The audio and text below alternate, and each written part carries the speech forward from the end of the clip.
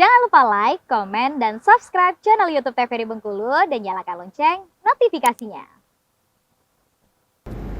Mari pemirsa Opini kita ngobrol lagi di pagi hari ini ya. Yang belum ngeteh dan juga ngopi pagi ini silakan sambil santai-santai menyaksikan kami berdua berbincang-bincang di sini ya sambil menyeruput kopi atau teh yang ada di depan Anda ya. Lanjut lagi nih Ibu dosen. Sudah ada role modelnya, sudah ada sebagai tolak ukurnya nih yang difavoritkan sang profesor. Sudah ada dong terbesit di benak seorang Via untuk saya harus lanjut ini. Ya, ada. Oke, kapan itu? Kapannya saya masih belum tahu ya Mas. Tentunya saya kayak pengen banyak preparationnya juga harus banyak kayak gitu kan. Pengen beasiswa juga, S3-nya kayak gitu. Terus masih memilih-milih juga kampus mana yang akan dituju untuk S3. Apa mungkin nanti keluar negeri kan, kayak gitu. Pengennya sih keluar negeri, tapi ya di Indonesia juga boleh sih. Tapi ya itu pengen beasiswa. Beasiswanya itu tadi sih. Nah ini kan sudah ada kepikiran nih. Bakal lanjut ke depannya lagi nih. Orang tua sudah tahu itu, rencana itu? Tahu, tapi ada yang pro dan kontra. Nah, ini yang serunya nih.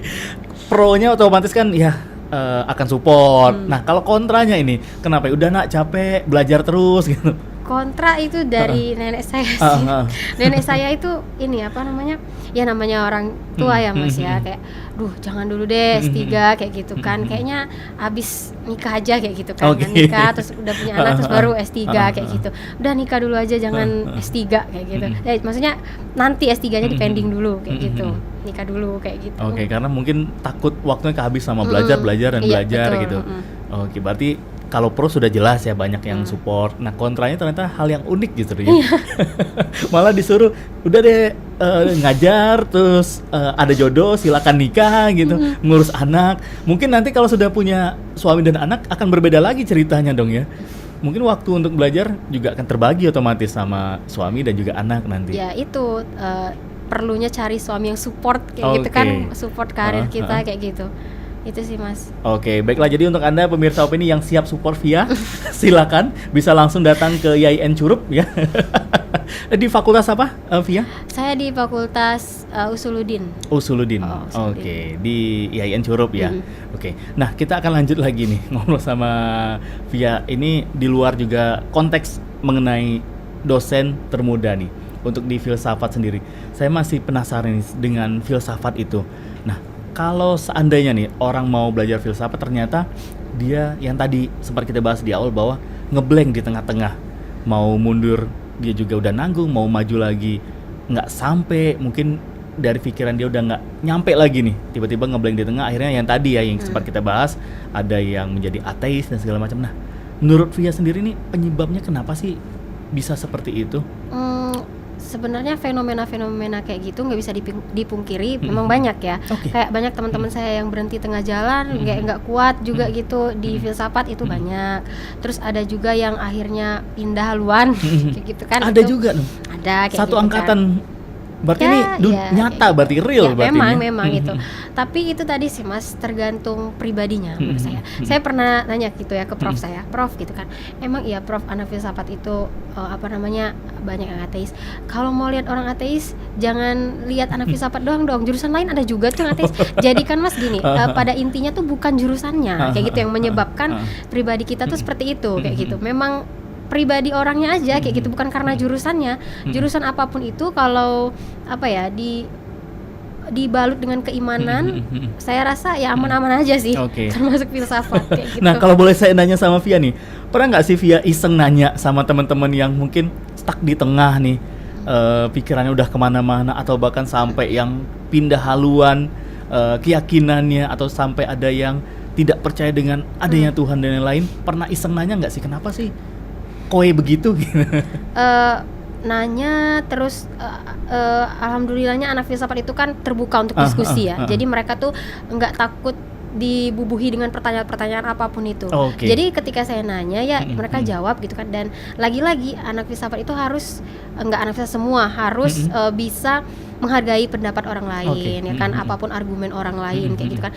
Kan filsafat tuh berasal dari kata philosophia. Philo artinya cinta, sophia artinya kebijaksanaan, cinta kebijaksanaan. Jadi filosof, orang-orang yang belajar filsafat itu tuh harus punya rasa kebijaksanaan yang tinggi kayak gitu kan. Jadi bijaksana tuh apa sih? Kayak bijaksana tuh kalau dalam bahasa Arab bisa disebut juga sebagai hikmah kayak gitu kan. Hikmah tuh apa? Pembelajaran. Jadi Mas apapun itu, senegatif apapun situasi ataupun apapun itu, kita tuh harus bisa ambil pelajaran atau petik hikmah dari apapun itu, siapapun orangnya, apapun argumennya, itu tuh kita harus pintar-pintar ngambil hikmahnya, ngambil sisi positifnya, ngambil pembelajarannya kayak gitu.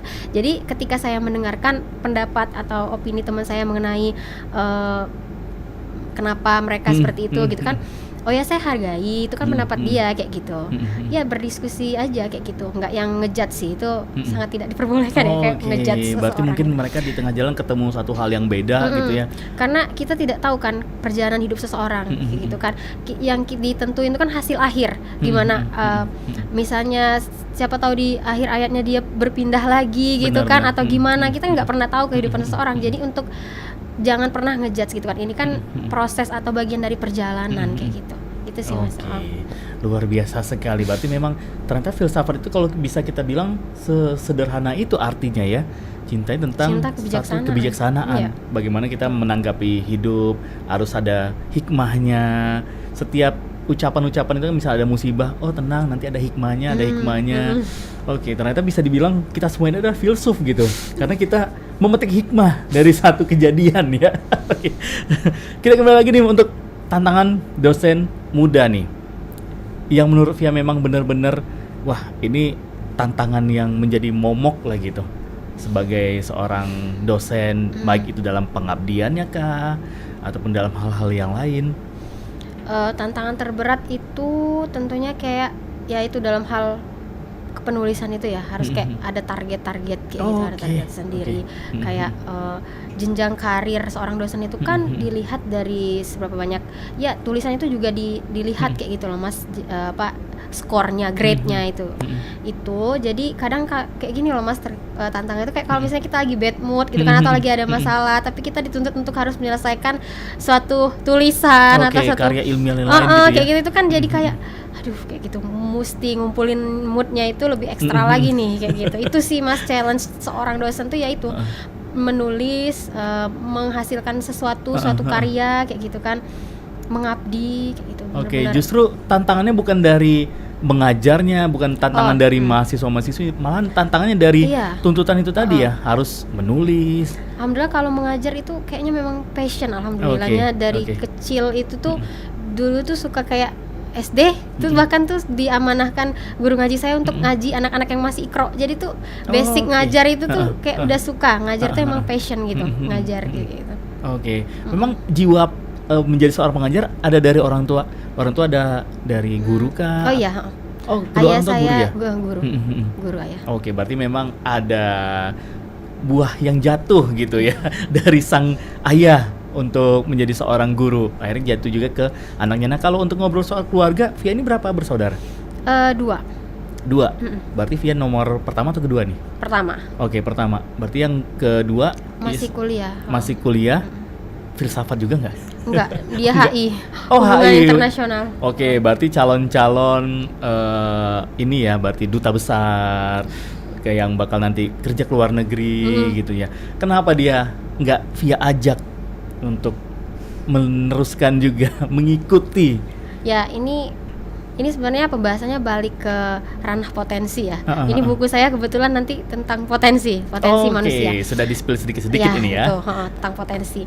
Jadi manusia itu kan dianugerahi potensi bawaan sejak lahir, dan potensi orang itu beda-beda Mas. Ada basic atau passionnya itu lebih ke yang ngajar, ketemu banyak orang. Ada juga untuk yang keduanya seperti biasa kita tahan dulu. Biar pemirsa Opini penasaran nih, potensi apa aja nih yang ada di diri kita sebagai manusia bersama dengan sang dosen kita. Jangan kemana-mana pemirsa Opini, kami berdua akan kembali lagi.